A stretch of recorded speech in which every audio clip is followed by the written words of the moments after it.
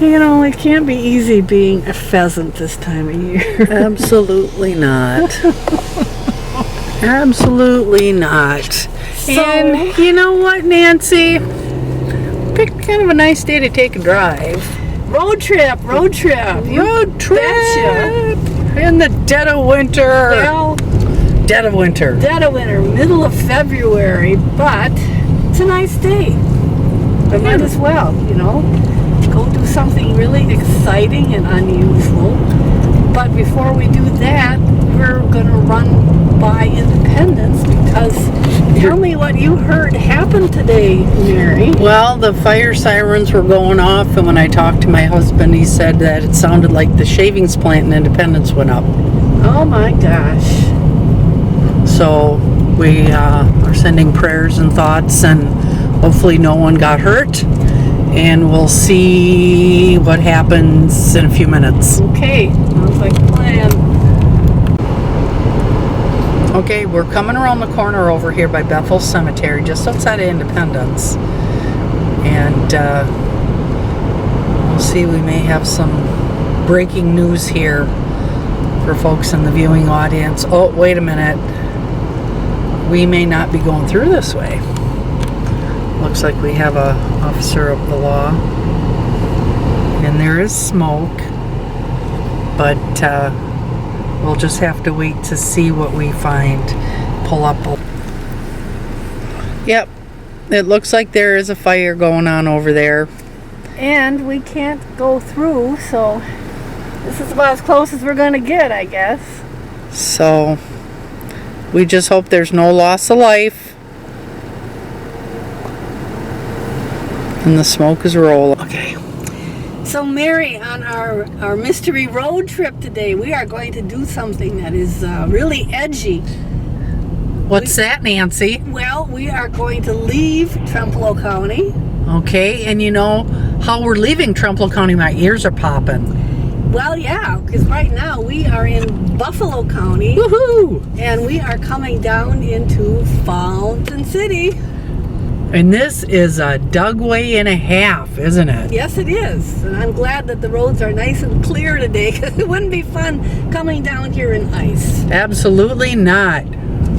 So we're going to get down here and we're going to go up along the Mississippi River.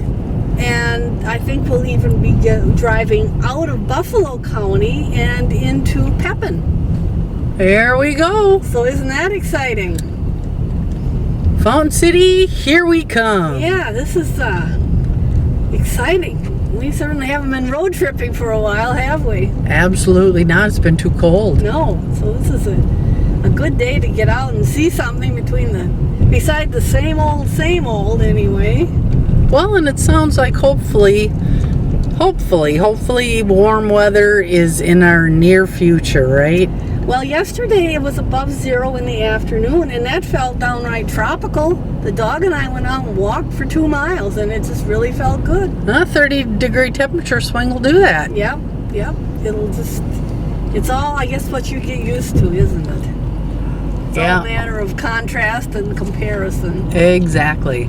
So we're coming down here into Fountain City. And Fountain City is really a pretty old town. You know, it's a river town, old river town. And a lot of people that immigrated from like Norway and Germany and Poland, they would come up the Mississippi River by boat, and then they would get off a lot of them would get off at Fountain City, and then they would head north overland to get to Trempealeau County. Wow, that's a hike. That's a hike, yeah, but they didn't have any choice. There wasn't a bus system or trains or any other way, you know, back in the 1850s and 1860s. There was no maps on their handheld devices, was there? Yeah, they didn't have GPS. Imagine that. You know, I really wonder how. There's the river. There it is. There's the river. I really wonder how people did navigate. You know, was it? I'm sure there were trails. I'm sure, you know, because the people traversed. But think of the first people that traversed. How did they figure out where they were going? Well, that's a good question. I remember reading somewhere that they said, well, the Native Americans kind of had made, you know, trails. Okay. And lots of times those trails kind of followed animal trails. But you know, too, that that's a two-way thing. Because lots of times I'll go for a walk in the woods and make a trail in the snow. And the next day I'll notice that there's, you know, deer prints all over. So they've been using my trail as well. Right. Yeah. One interesting thing was I read the story about old Judge Hans Andersen, who had come over from Norway as, he was, you know, a young boy, maybe 12 or 13, with his mother and stepfather, and they had an infant and a toddler, and they got here from Norway, and they came on the Great Lakes, a ship, you know, after they'd gotten to New York. They got on the Great Lakes and they got to Milwaukee, and they got that far and they ran out of money. They didn't have any more money, so they had a trunk with all their possessions, their clothes and things. They had to put those in hock in Milwaukee to get enough money to continue going across the state to get on a boat, a steamboat, I would imagine, that went up the Mississippi to Winona. And they were supposed to get off at Trempealeau, but there was some problem that day and they had to get off at Winona. So here's this family, and they really have no money. They really have nothing. And when they got off the boat in Winona, it was raining really hard, so they were getting soaked.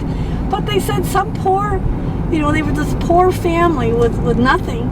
And there was some man there where they got off the boat that he felt so sorry for him, he went around and took up a collection for him.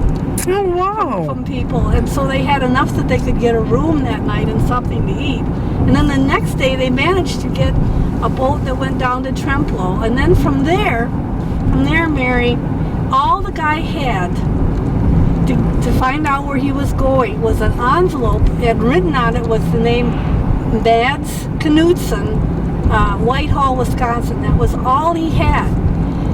Yeah, apparently this Mads Knudsen was kind of sponsoring them to come over and, you know, do some work.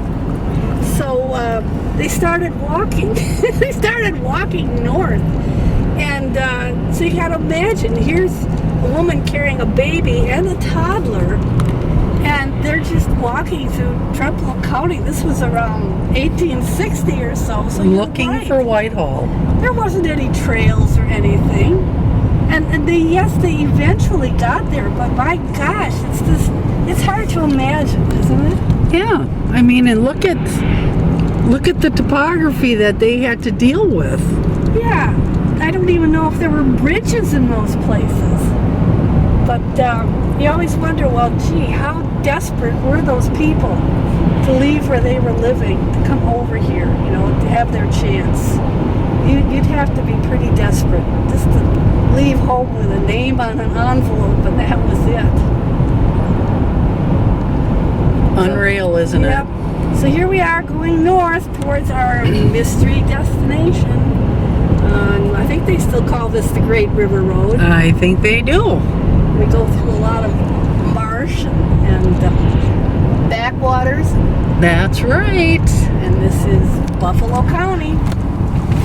Okay, we're not going to tell you where this is, but we're going to try to make you figure it out.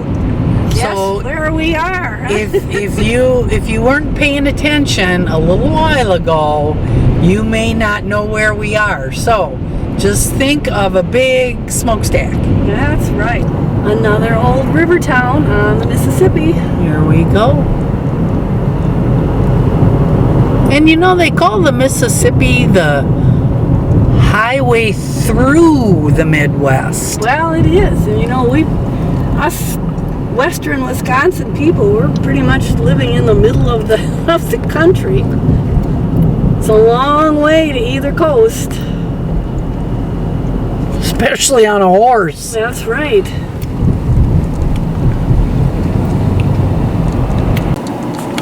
So Mary, we're getting close. This is Maiden Rock, and I think it's in Pepin County, as far as I know. Pierce. Oh, it's in Pierce. It's in Pierce. Oh my gosh, we are really getting out of our comfort zone. Well, I guess so.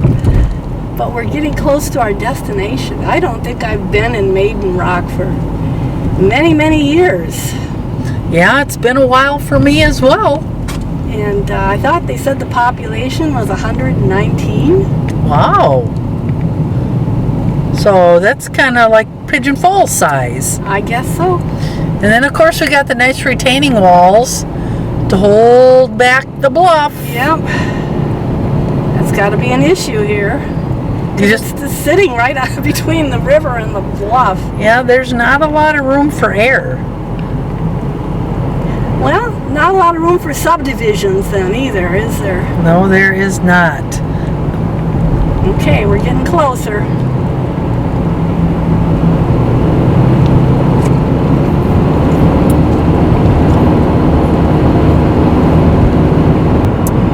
We want County A. And we're crossing the Rush River. Rush River.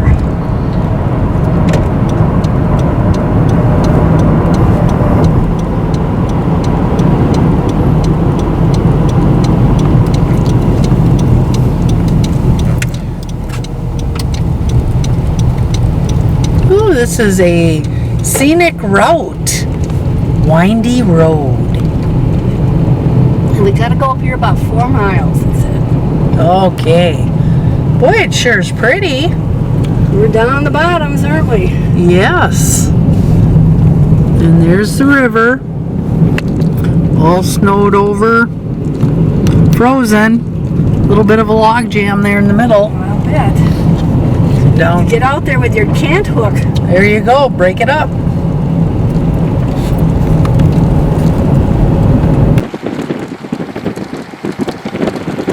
Holy Hannah. Look at this. Look at this. What are we looking at? Nancy. Well, I don't really know what they call it. The ice castle place, or I guess the guy has artesian well or something, and he has made all these ice sculptures.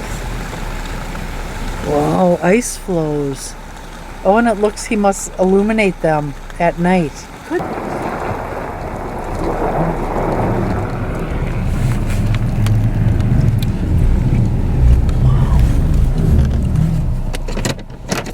Well,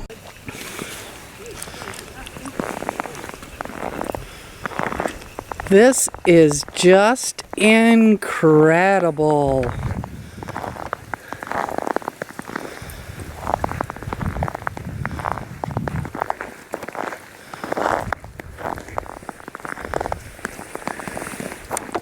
so Mary, I'm told that this landowner here has artesian water source. Is that why it's so pure that you get the pretty colors? I guess so. And I would assume you got to have it cold, cold, cold. I would assume, and it's a good thing we got up here today, because if it starts warming up, we wouldn't be able to be here anymore. Look at these things. Holy cow. This looks like something out of a monster comic book or something, you know, the The terrible ice monster. And these things are huge. I don't know if you can see how big they are in relation to me anyway. Look at this one over here, Mary. Doesn't it look like some kind of monster?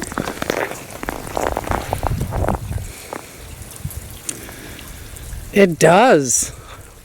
Looks like something out of Lord of the Rings. Yeah, it does.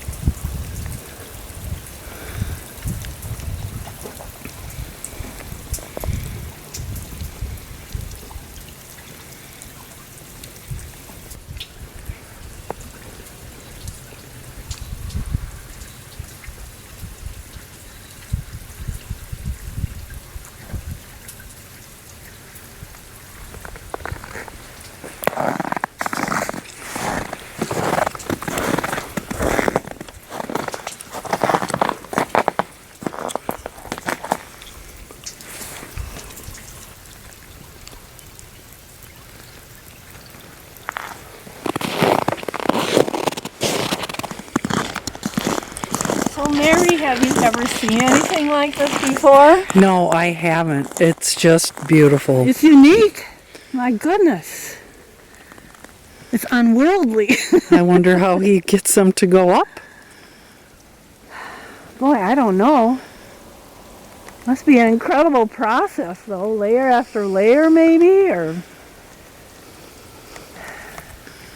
And look over there, Mary, right on that hillside. Doesn't that look like an example of goat prairie? Yes, it does. Yeah. That's kind of like prairie on the side of a hill, and it's very endangered. So this is a beautiful spot. This is the Rush River Valley, I guess, here in Pierce County. Pierce County. We are way away from, well, like you said, from our comfort zone. Oh, they used to, in Minneapolis, they used to have that ice Sculptures. sculpture. They had that winter carnival and ice sculptures. Did you ever see any of that? Uh-huh. I always thought that would be interesting.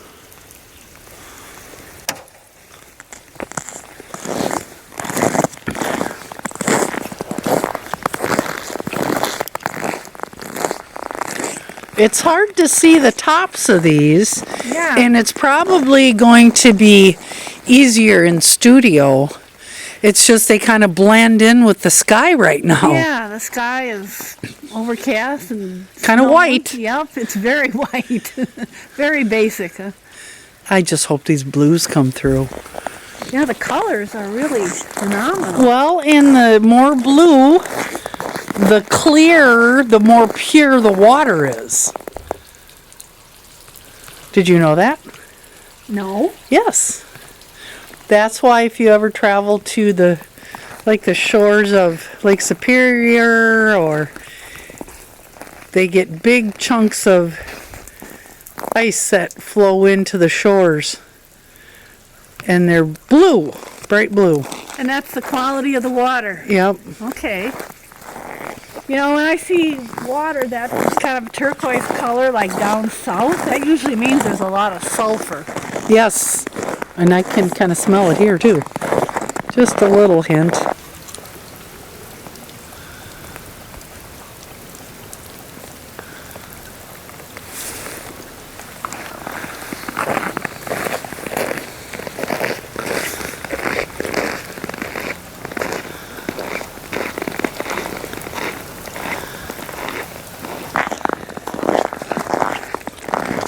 Now, as a young child, I would have been in there. Oh yeah, I'm sure that's probably why they've got those signs all over the place saying don't go on the sculpture or on the falling ice. I can imagine. It'd be like having a huge icicle fall on you.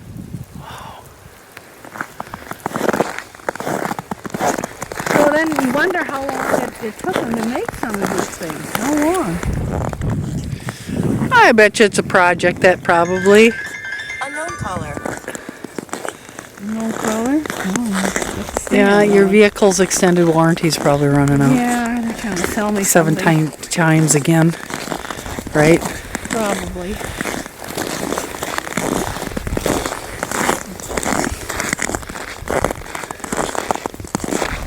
Oh, look at this one here. It's like it's got fringe. Cool, huh? Wow, this one's huge. Gee, I wonder if I went home and got a hose on the outdoor faucet, so I could do something like this, huh? I bet you could. You'd be pumping water for a long time. Well, but you'd think, is there something under there that the water, stuck to? It's climbing up? Yeah. I don't know. What's the engineering here?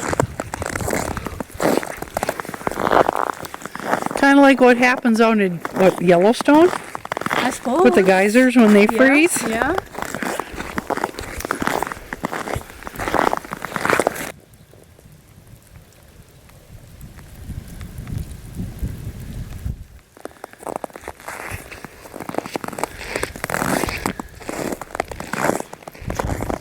Wow. This is pretty cool, Nancy. That is.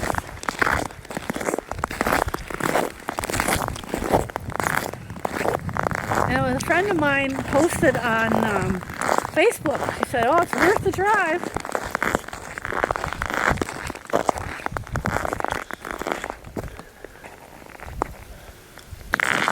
They're all different. Not a single one of them are even close to being the same.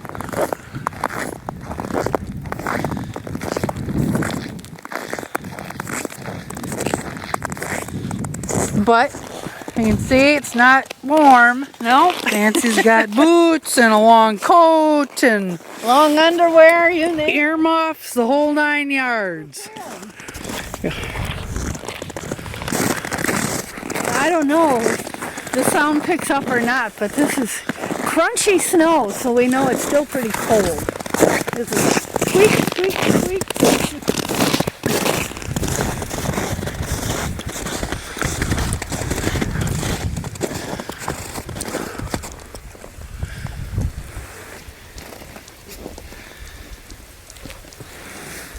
Oh, this one's huge. Look how big this is. Yeah.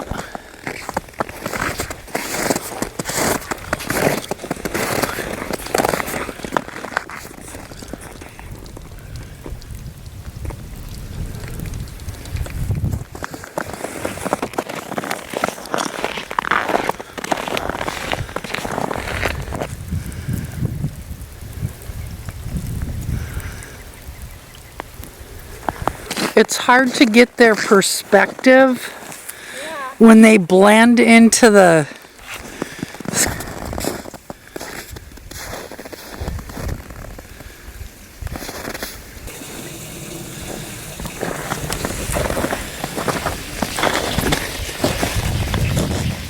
I can hear water. Yeah.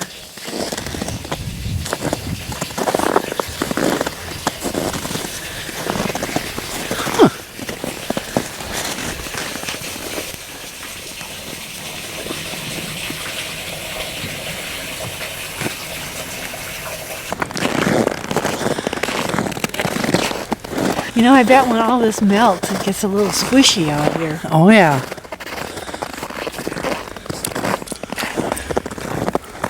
Mary, you're going to have to go home and tell Bruce that you want to do this in your yard. Yeah, that would be cute.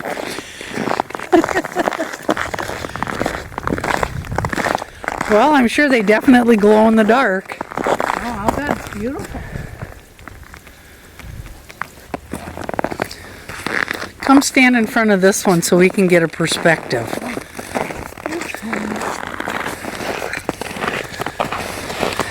Okay, this is kind of trying to get a perspective. Okay. See how big they are. I'm still backing up, Nancy. Don't go wiggling just yet. Hang on.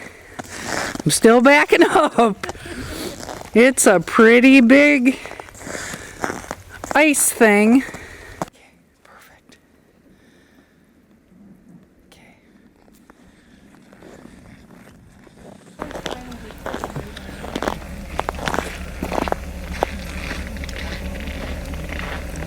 The people that are responsible. Mary, this is going to be one of those shows when we're going to ask them to run it again, like in the middle of summer. Yeah, so we get the cool ice feel. We get the ice effect. Here we go. Definitely worth the trip.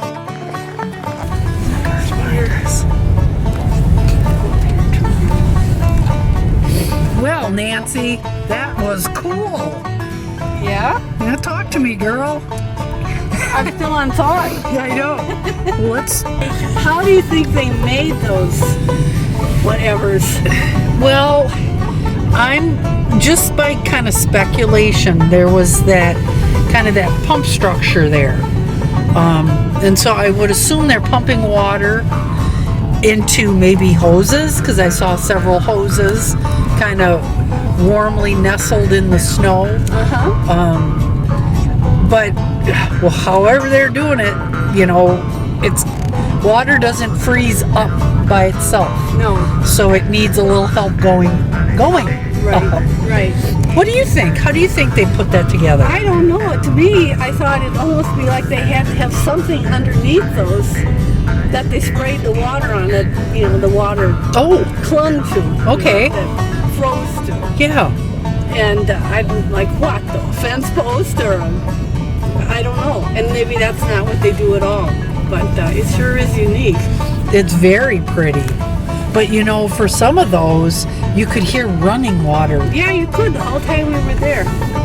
So it's coming from someplace. But what a cool idea for somebody to come up with. And B, I wonder, nothing like that happens without effort, Nancy. No. And it's,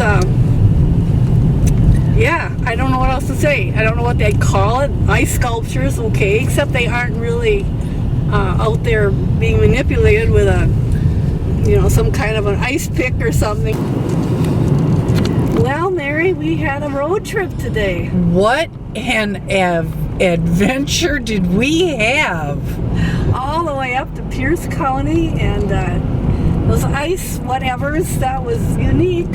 I'm going to call them nature sculptures. Yeah, well, it was something else, and it was good to get out of our everyday normal ruts and see something else for a while.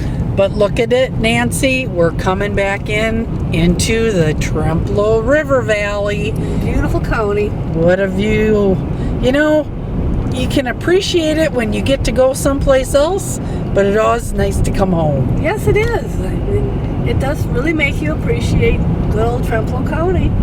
And thank you all for joining us, and we will see you again next time. On another, who knows, we'll get out on another road trip pretty soon. There we go. Road trips. Yeehaw! Yay!